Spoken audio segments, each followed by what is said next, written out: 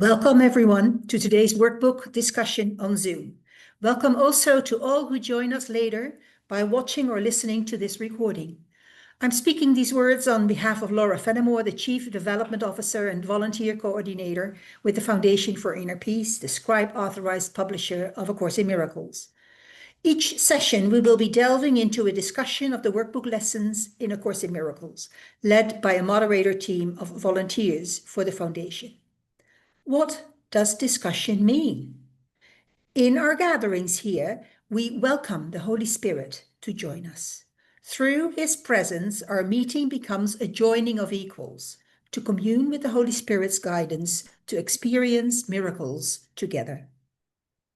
If you'd like a list of FIP social media resources, please email support@acim.org and we'd be happy to share the resource list with you. If you feel inspired to make a love offering, please visit www.acim.org and click donate at the top. All donations support the work of the Foundation. Today, we will be looking at lesson 122, starting with paragraph 5, and Sharon will be our facilitator. But first, I'll share our guidelines and I'll ask Sharon to go over them quickly. Go ahead, Okay. Sharon. Okay, they're pretty tiny, but on my screen, but okay, let's see what I can do.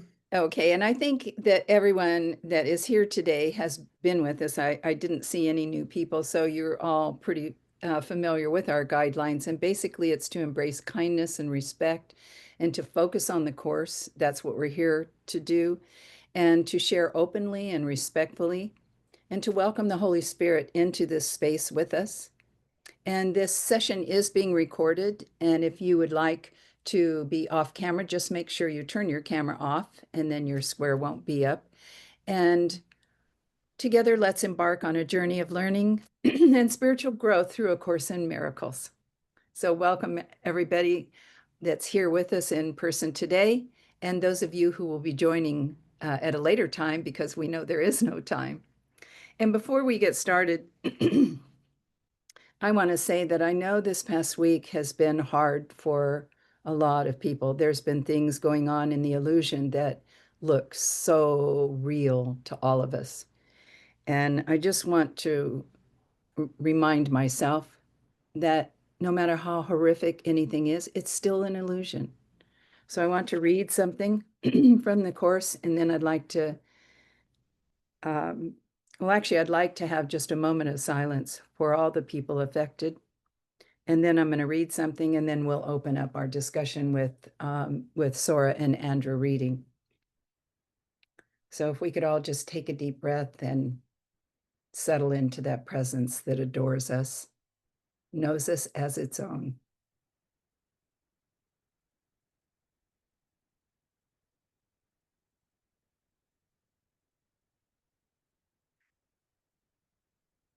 Forgive us our illusions, Father, and help us to accept our true relationship with you, in which there are no illusions and where none can ever enter. Our holiness is yours. What can there be in us that needs forgiveness when yours is perfect? The sleep of forgetfulness is only the unwillingness to remember your forgiveness and your love. Let us not wander into temptation, for the temptation of the Son of God is not your will. And let us receive only what you have given, and accept but this into the minds which you created and which you love. Amen. So thank you for being here today. And we are going to, as I said, be starting off with chapter 5. But I want to just go over the first 4 chapters and what they're saying to us. The first one says, "What could you want forgiveness could not give?" And the second paragraph says, "All this forgiveness offers you and more." Forgiveness lets the veil be lifted up that hides the face of Christ from those who look with unforgiving eyes upon the world. Why would you seek an answer other than the answer that will answer everything? So, Sora, if you would read chapter 5 and then alternate with Andrew.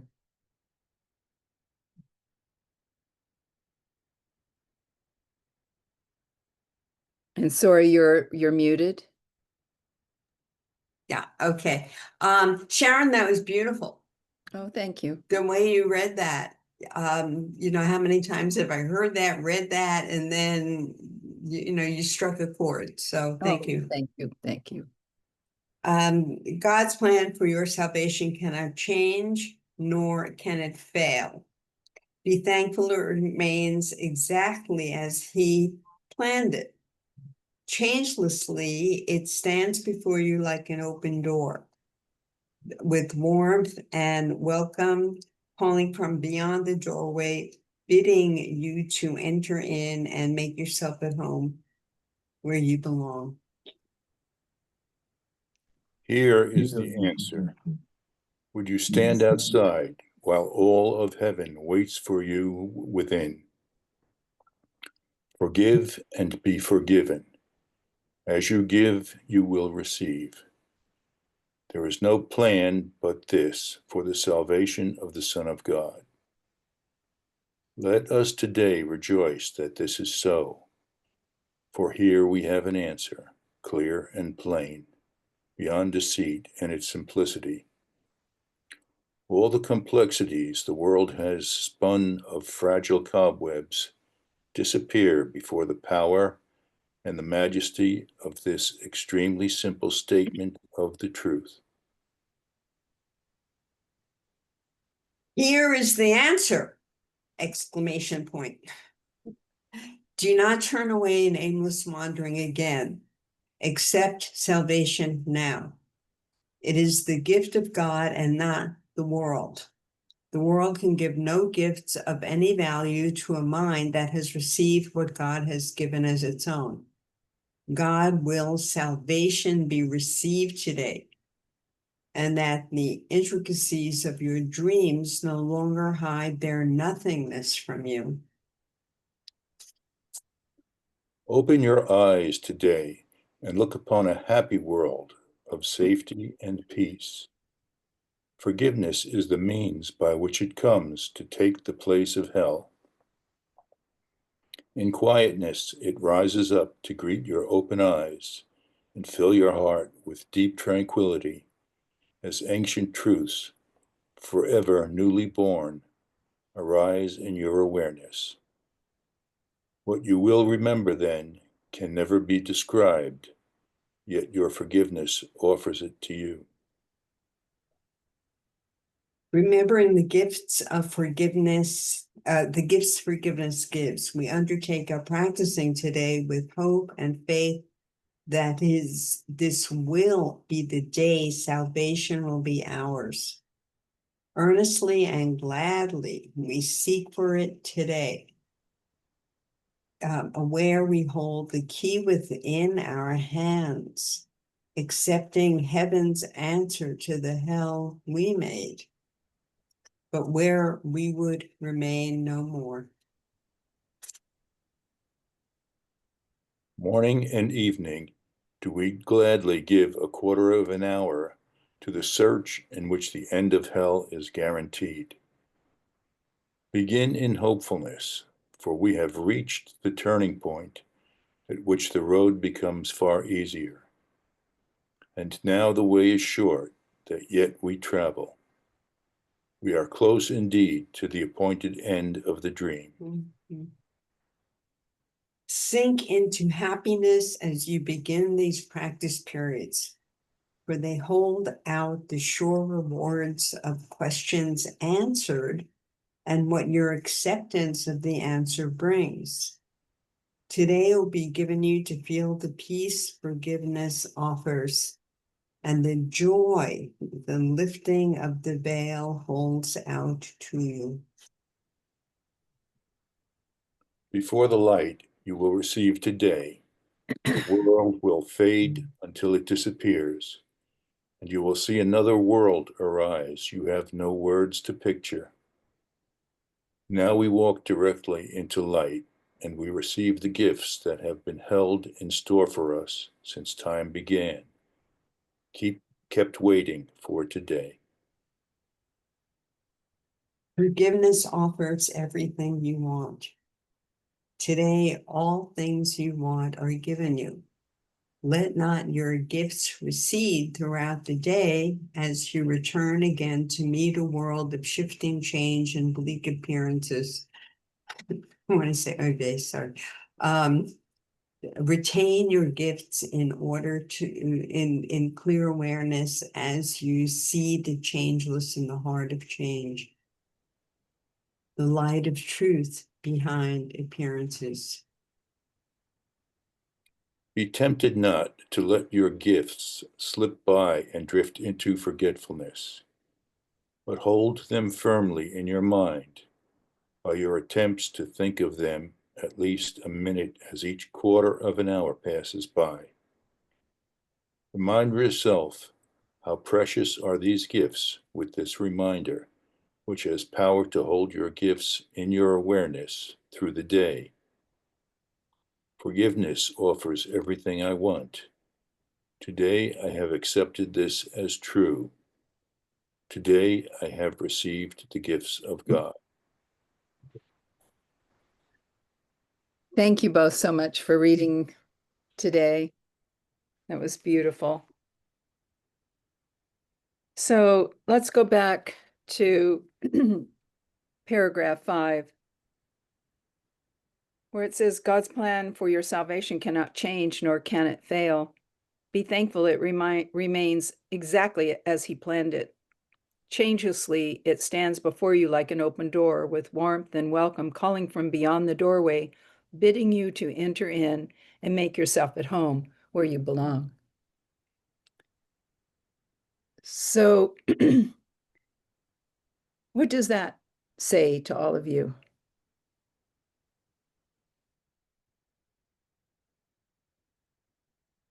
How can we apply it to what's going on in the world today?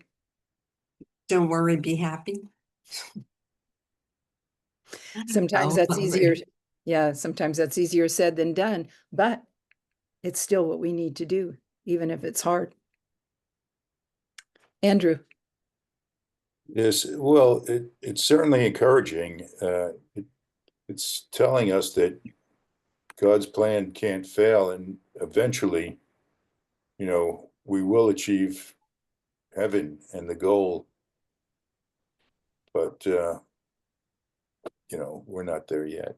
It's just, it's reassuring. It's a reassuring paragraph. Right. This whole lesson is very reassuring, but it makes me, it affirms my belief that we are in hell right now. There's no worse hell than earth. It gets better when you leave here. But we are not there. We are not there. Our bodies are there, but we are home in God. Right. I think that's the illusion of the world can really be strong to convince us that what's going on is real, but it isn't.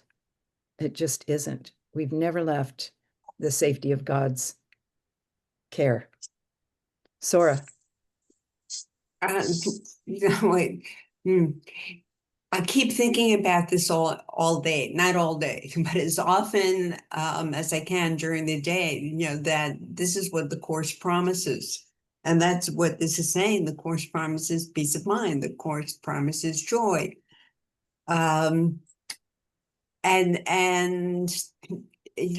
having and developing the trust to keep affirming that promise, no matter what's going on outside. And where I really stumbled in reading is, I know you wanted to take paragraph 5, but this applies, paragraph 13, where he says, when you go out to meet a world of shifting change and bleak appearances, like that, oh wow, that's appropriate for what's going on today. Yeah, yes. And despite the bleak appearance to keep the focus on, okay, God, love, what am I here for? What is my purpose? And I'm in those lessons, when or one of those lessons that talks about what is your purpose here.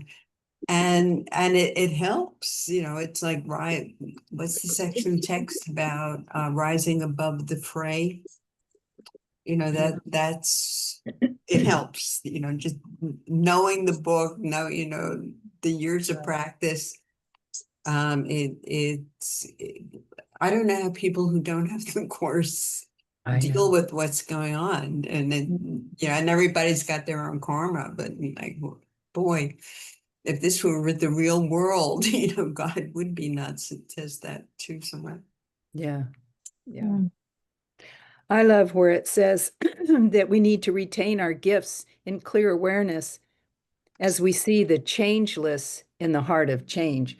So no matter what is going on in our world, and it looks like our world, especially here in the United States, is just constantly changing, there's still the peace of God, and that is changeless.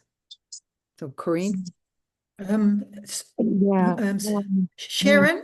Yeah. Sorry, Bob had his hand up. I don't know if you Oh, saw I that. can only see who does. I Well, don't see Bob. Oh, hi, just Bob. make sure you give him a turn. Yeah. Bob, did you have your hand up? I don't see. Yeah, Bob, why don't you go Yeah, go ahead, before Bob. me? Go ahead. The passage instantly reminded me of the changelessness of God and of heaven. It's absolutely changelessness. And of course, in our lives in the world, no matter where we think we are, it's nothing but change, Yeah. Yeah. Mm. Constantly shifting. Yeah. Thank you. That's very true. Corinne? Yes, hi. I wanted to point out that in this lesson, it talks about forgive and be forgiven. As you give, you will receive. And it makes me think of or want to understand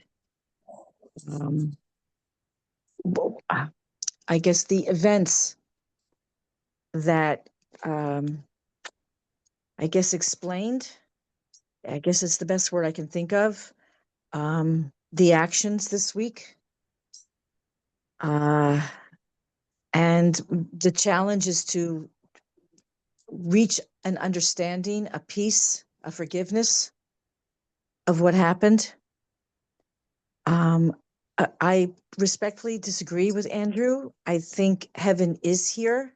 I do too. And that we need to seek it. That's our purpose here. The lesson that I'm in this week is about the body's eyes. And it's not seen through the body's eyes, but through the eyes of Christ. And for me, that always leads to a deeper understanding and forgiveness and peace and love. Yes. Which is, I believe Jesus, that's our purpose here, that Jesus says, often throughout the course, that we do have a purpose here and that we are each other's saviors. Yeah. So I wanted to just add that. Yeah. Thank you. And I agree. All we have is this moment now. There is no other moment. It's only now. And that's why we can say heaven is now if we choose it. Mm. So, Bernie. Thank you. I just want to recap from this lesson and the previous that we had talked about previously. That's forgiveness and salvation are the same. Forgiveness is what we offer to ourselves so that it saves us from the world, or at least our attachment to this world and the things that go on around us. And yes, there are crazy things that are happening around us that are continually changing and shifting, and it's the world is here to provide us with continuous opportunities to be forgiving. And in such, when we accept salvation for ourselves, we can come to a place of peace, in so much as we don't have to be attached to the craziness, the chaos, the wild swings of what goes on. Mhm. And it gives us an opportunity to put ourselves in check. Because when we're not in check, we go into the chaos, and that's where, that's where this world is hell. Yeah. Yeah. And so with forgiveness, we can step away from that. And going back to the end of paragraph 5, just that last line, make yourself at home where you belong. The home is referring to our home as spirit, the home of our divine self, where the Course would talk about our home is heaven, the mind of God that is at peace. So when we're willing to save ourselves from the craziness of the world through forgiveness, we come home to our place of heaven. That's very true. Thank you, Bernie. Thank you. And Philip, you wanted to share? You're mute. Yeah, thank you. This is good. Good discussion. Love being with you guys every week. So for me, the practice started with me forgiving somebody, and then somehow the veil was lifted in my mind, and then I saw the Christ in that person, and then somehow I gave them that gift, and then that they turned into the Christ, the light, and then so did I. So I received the gift as well. Now, it started out with me having a grievance in the world and ended up with light. Now, that seemed like a pretty powerful, pretty guru-y kind of weird kind of experience, right? And so most of the things when we first start practicing seem like that. But as we practice forgiveness more and more, we're taken past the veil to the light, and we see everything as light. Giving and receiving is the same. And so our resistance to just accepting that everything is light makes us break it down into lessons. It doesn't have to, but it does. So we practice seeing everything in the world through the light of forgiveness.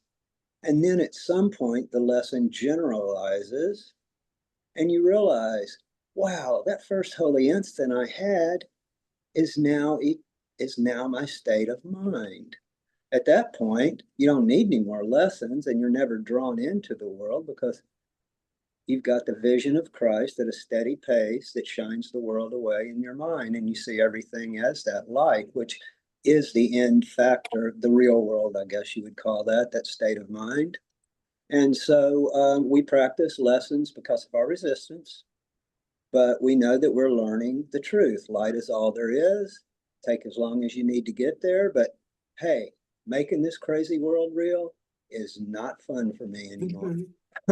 I don't want to. I want to see the light, and that's the truth, and that's the end. And so I try to get there as quickly as I can. The world's never going to change. It's made as a place of madness by an insane mind believing in separation from the truth.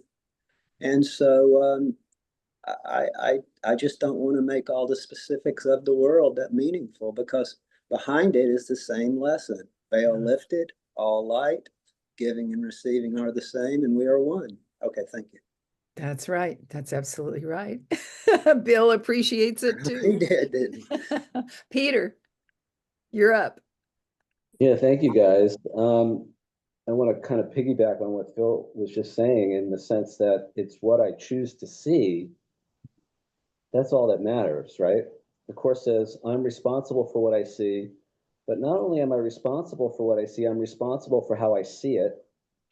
And I'm certainly responsible for what I do after that, how I react to it. And the challenge / opportunity, I think, again, I mean, it's to be in the world, but not of it, right? The Course says the denial of the body, and I think by extension, the denial of the world is a particularly unworthy form of denial, right? So it's not about denying the world. Right.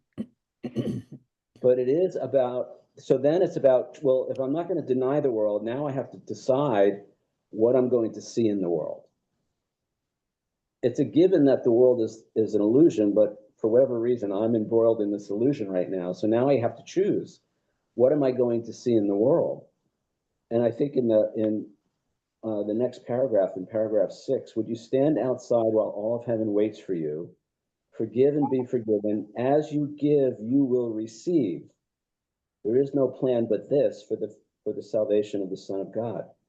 So what am I giving in this moment, right? And the Course defines, one of the definitions of forgiveness in the Course is to overlook or look past. So what I give, if I overlook the illusion and I choose, as Philip was just saying, if I choose to see the light, especially in another person, well, that's what I'm going to receive. The experience of being in the light. I'm gonna be the light, actually. And that's salvation.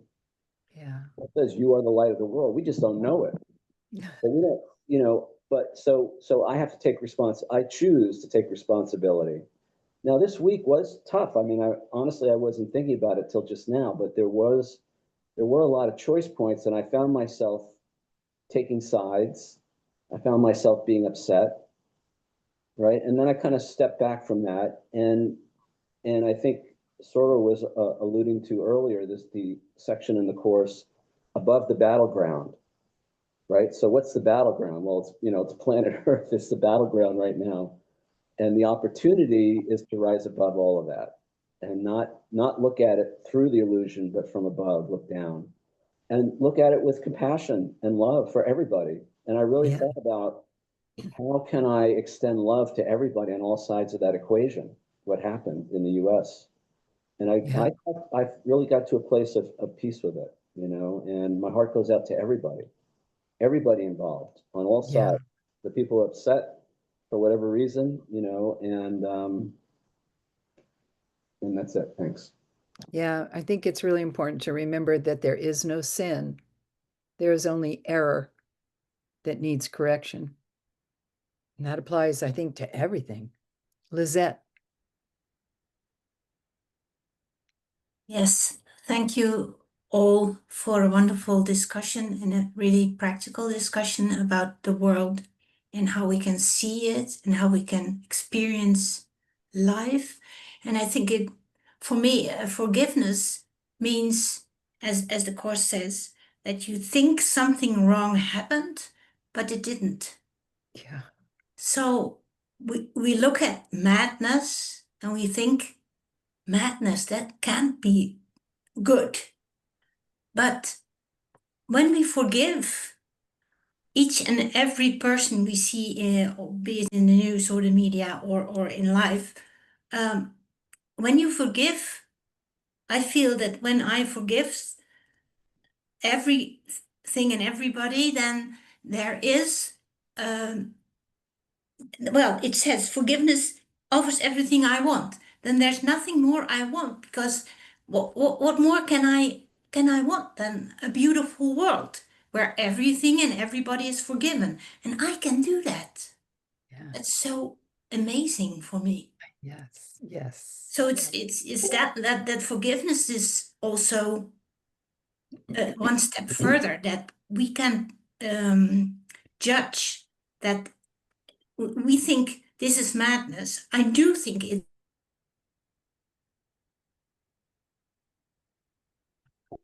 Oh, you froze, Lizette.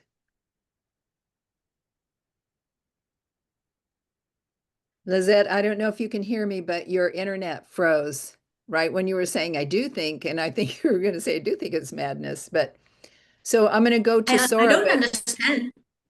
Oh, okay. I think you're back. Yeah. Did you want to finish? I think it's frozen again. Yeah, it goes in and out. Yeah. So Lizette, I'm going to Okay. go ahead and go to I'm Sora. done. I'm sorry. Okay. Okay. Thank you. Thank you. That was very valuable to me. Sora. So I think it was Andrew or Bernie, who said that forgiveness and salvation are the same thing, and I would throw in the miracle, that they're all the same thing. But I'm working on the section in the workbook about salvation. And during this week, and thank you for having the conversation about it. I think it's important to process according to the course's teachings Right. for us. So what I noted was there was a lot of fear, and fear came up in me. And what took away the fear is this idea that I'm already forgiven. There is no, if I'm already forgiven, there is no sin, then what is there to be afraid of? And yeah, then I just wrote that down, already saved, and so nothing to fear. And I still listen to this song, Oh Happy Day. That Jesus washed all my sins away. And those were the thoughts that got me out of the fear.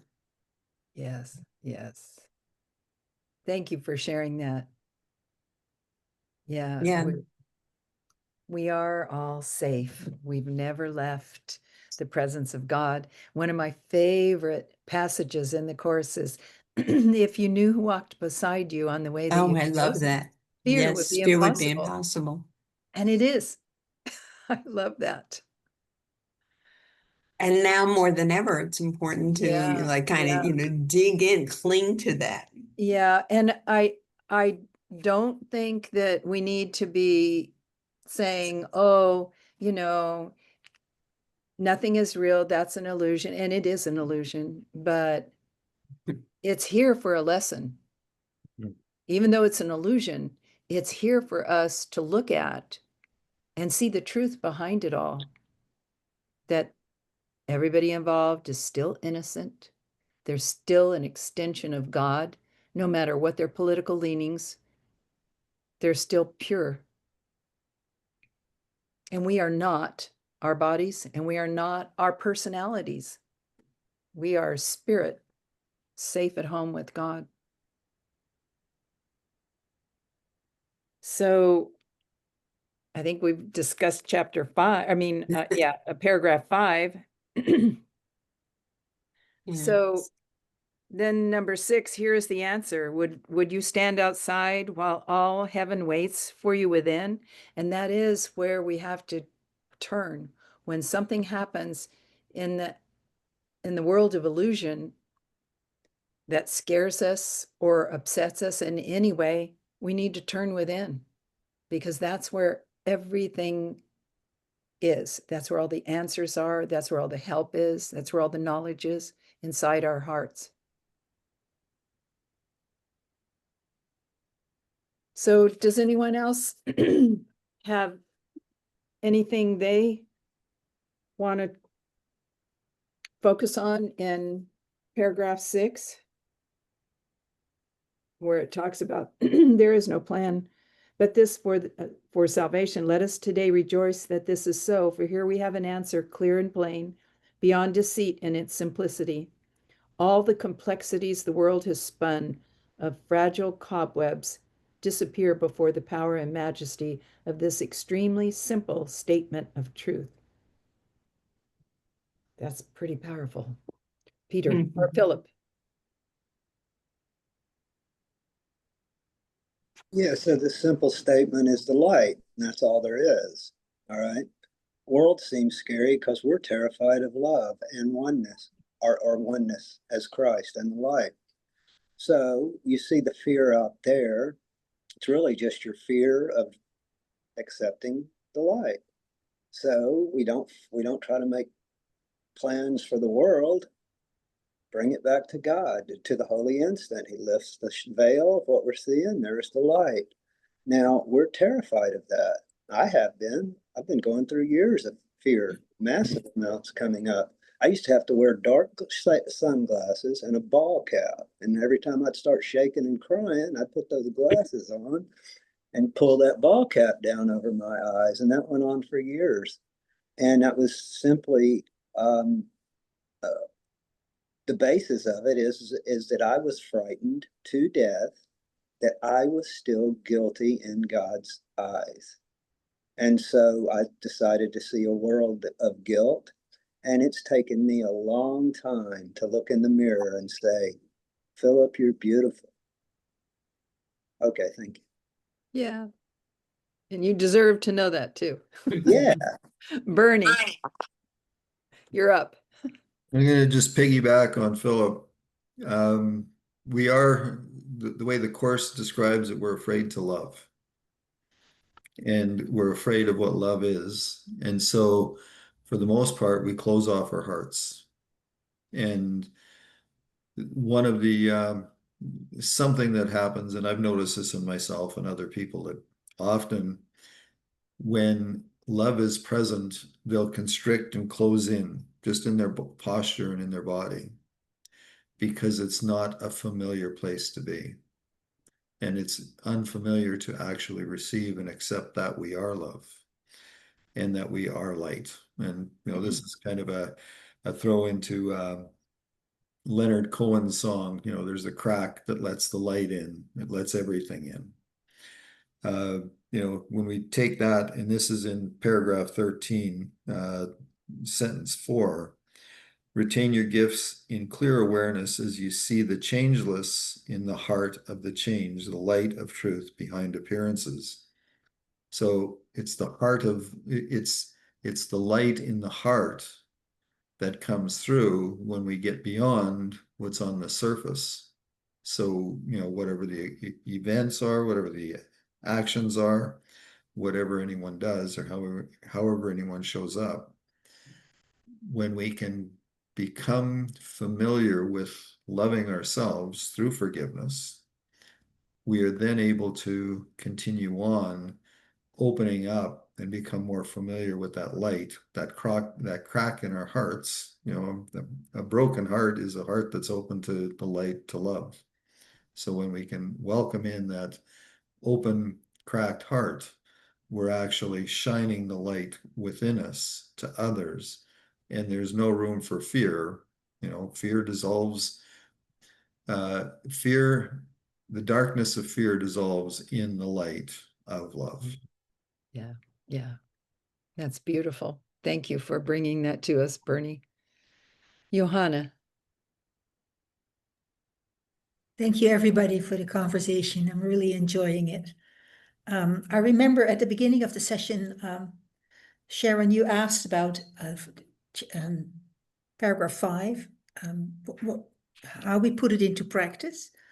And one of the things that I read today, actually in chapter 19, is something that illustrates how I put it into practice, forgiveness, when something happens that is distressing. And I thought I'd share it, because, and then I'll read it, and you can all read along. Let me see where, here it is.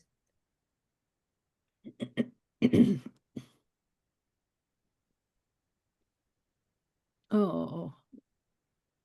So whenever something upsets you, take this from me and look upon it, judging it for me.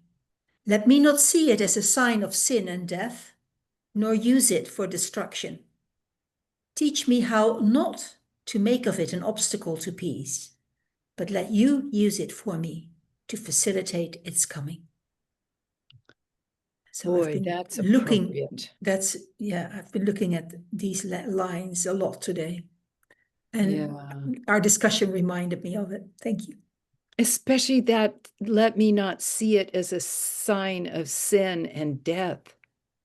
We can apply that exactly to what happened last week, because it wasn't just that event. It wasn't just that gentleman being shot to death. There was a school shooting in Colorado at the same time. So there's stuff going on everywhere. And if we want, we can just scare ourselves to death, because it's just everywhere. But it's still not true. No matter how much it looks like it's true, it's still not true. And we're still safe at home in God. Exactly. We're still safe at home in God, but sometimes it's hard to get from the feeling disturbed to that place of knowing that you're safe. And so this little paragraph that I just shared Yes. helps a great deal. And somebody asked, Yes. where is it from? It's from chapter 19. And then the obstacles to peace. And then it's the end of the third obstacle to peace, which is the attraction of death. And then that section ends with this prayer. Mm-hmm. And I think that just that phrase, the attraction of death, I think that must be to use that to say, look at all the awful things that are happening. This is real. Yeah. That's the attraction of death. It's what the ego uses to prove that it's right. Look at Yeah. that person. They're dead now. Yeah. No, they're not. Let me No, not see they're this. And so that's the bridge right there. Let me not see it as a sign of sin. right. Nor use it for destruction, because it's so Yeah. easy to get in that groove of tit for tat, Yes. them, they and them, and so on, and Yeah. we and us, and so on. And Yeah. I think the destruction it's talking about is the destruction in our minds, because it's all Yeah. mind. It's all about mind. So it's not about Attack. using it to attack someone. It's No, attacking ourselves in our attack mind. thoughts. Yeah, Yeah. exactly. Yeah. Wow. Wow. This is really a helpful chapter. Mhm. So let's look at some of the, Rich, you have your hand up. And All right, Corinne, too. I'll go for Okay. something. I'm studying this stuff all day, every day. It's fascinating. Yeah, when I came in, one of the subjects about Bernie mentioned forgiveness and salvation are the same. Oh yeah, that's in the sense a sentence in the book.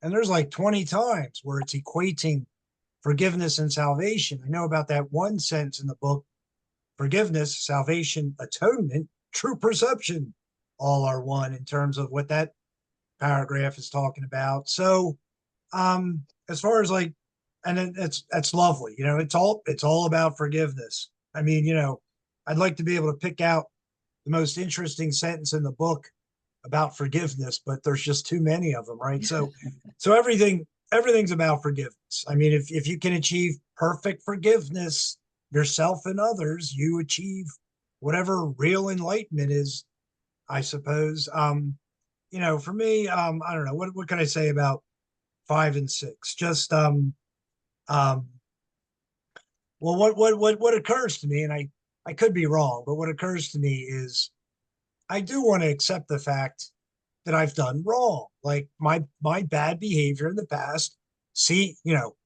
Seeing somebody as a body and then acting on it, that was sin.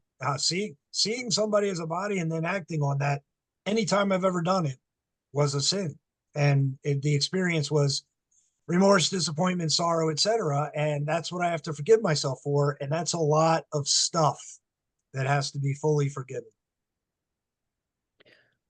Well, Rich, and I would just say you've never sinned.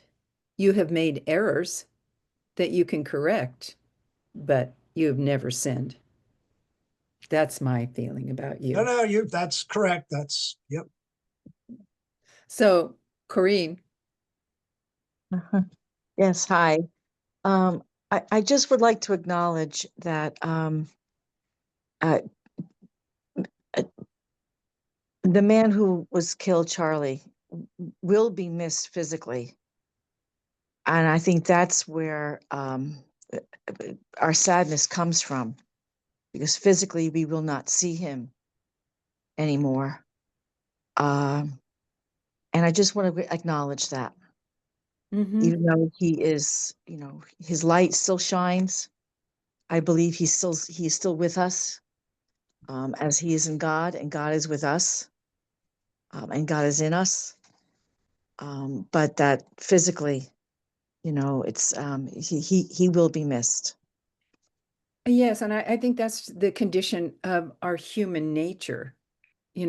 I miss my mom and dad, but that's my human self missing them. My Mhm. spiritual self is with them Right, because there's only one. So right, I hear what you're saying. yeah. So Peter, and thank you, Corrine. Peter. Yeah, just a couple of random thoughts. It's not us who are afraid of love. It's the ego that's afraid of love, right? Yeah. Because that's the end of the ego.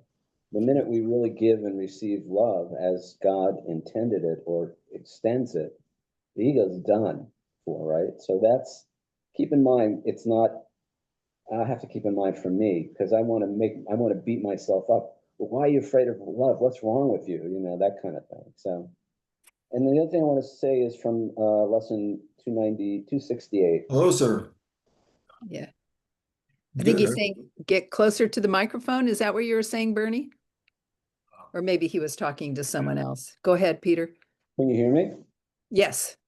Okay.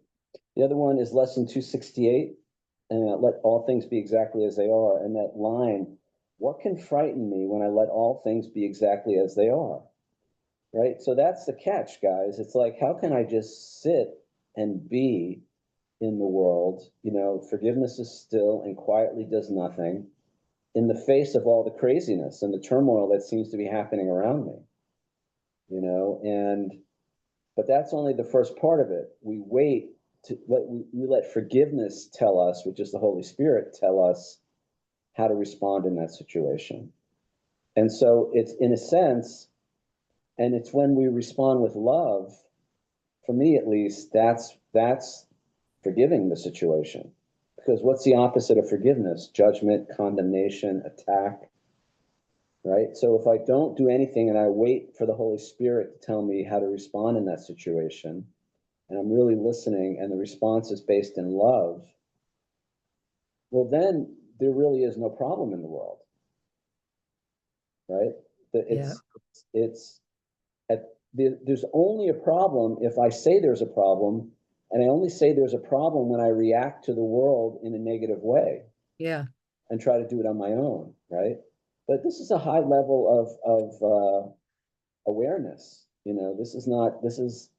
I've been studying the course for 35 years, and I'll gotta say, last week I was picking sides in all this, and I was pointing fingers, and I was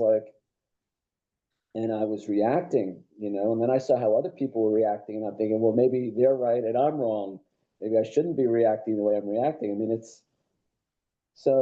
And what can I do there? I could just forgive myself for that. And understand I still think I'm here in this body, bouncing around, bumping into other people, and so there's the opportunity to forgive myself when I'm not living up to my expectations or whatever. Thanks. Yeah. Thank you, Peter. Yeah, I think, well, I don't know what to say. I'll let someone else talk. So where are we in our text here? 7. Here's the answer. Do not turn away in aimless wandering again. Accept salvation now. It is the gift of God and not the world. The world can give no gifts of any value to a mind that has received what God has given as its own. God wills salvation be received today, and that the intricacies of your dreams no longer hide their nothingness from you. Yeah, if we can just rest in that. Oh my gosh. I think that's another way of saying nothing happened.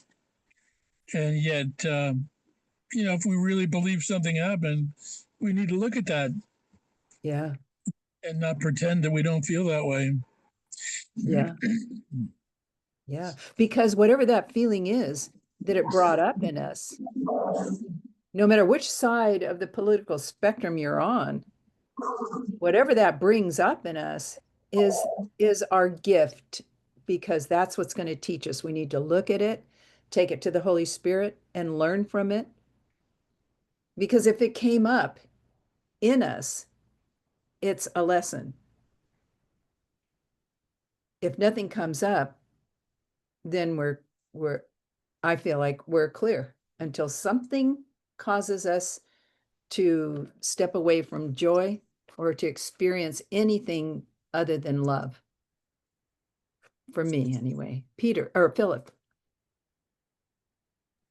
Just real quick, in the concepts of the self, he talks about you'll make many concepts as you move up the ladder, and then each one will be dismissed because it's not what you want. And so how that happens is that every time we're judging the world, we've made a concept of ourselves. Okay, there's a lot of guilt and fear associated with that. We don't really feel the full weight of the guilt and the fear until we start practicing forgiveness and we see the light and we have the peace and we learn our innocence. So every concept we make, they'll get more and more innocent, but they will still be a concept of the self, which we use to judge the world. Well, every one of them hold quite a big price. I've held on to the idea of it being a teacher, that concept, for a long time, and it's caused me a great deal of problems. There's a lot of guilt with being the teacher, right? Even if you're teaching things that are true, because now you got to use your judgment. Well, I let go of that. Okay. So when in the end, you have no concept. Now you don't have any guilt. You've undone the whole dream of separation. There's no more judgment. So you're left with an open mind to accept the truth. And then that's when you realize that you never did one thing to God, and nothing you ever did meant anything except for what he created you to do. Okay. Thank you. Right. It's absolutely true. Well, we have a little less than 3 minutes left. Did anyone else have anything they wanted to share before I read the closing passages? Well, I'm awfully glad you all showed up today. It was wonderful to be with all of you. So I'm going to close it by reading my favorite passage from the Course.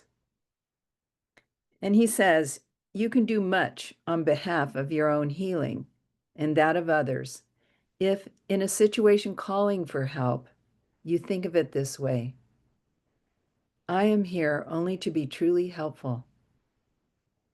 I am here to represent him who sent me. I do not have to worry about what to say or what to do, because he who sent me will direct me. I am content to be wherever he wishes, knowing he goes there with me. I will be healed as I let him teach me to heal. Thank you so much for being here today. You've been a light to me, all of you. Thank you. Guys.